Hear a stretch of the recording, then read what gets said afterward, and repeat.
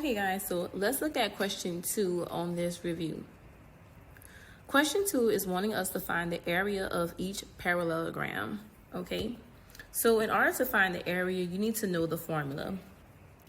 The formula to find the area of a parallelogram would be area is equal to base times height, or you might see it as like this, just the B and an H next to each other, okay?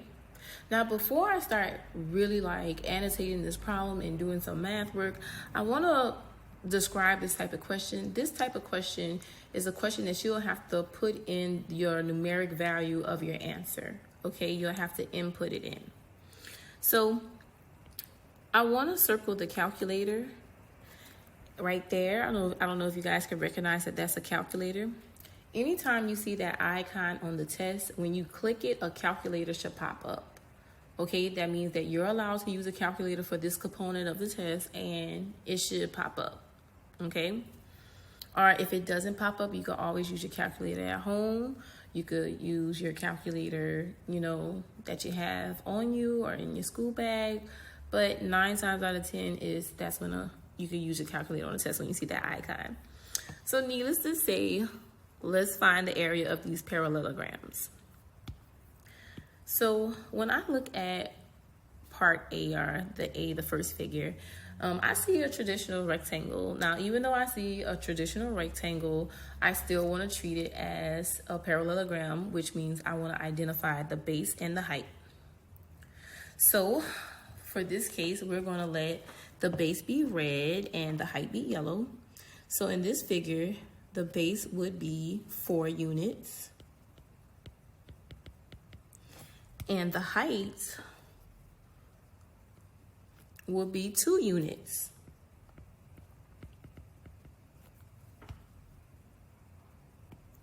So when I multiply 2 times 4, which is that's the height times the base, but anytime you multiply, the order really doesn't matter because multiplication can be switched around, the order can be switched around, which is the commutative property, but yeah. So 2 times 4 is 8 units squared. Now I want to look at part B. Part B, I want to identify the base and I want to identify the height, which the base would be right here, which is 1, 2, 3, 4, 5. So this is 5 units. And the height would be 1, 2. So the height is 2 units. Okay. So now when I look at this, I need to multiply it. Okay, I need to multiply those 2 numbers, which is 5 times 2. 5 times 2 is 10.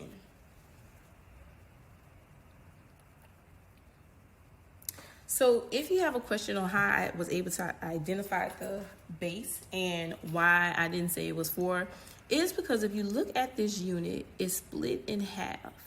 But if I take this half and add it to the other half, it would make a perfectly whole unit. So that's how I knew that I should count 5.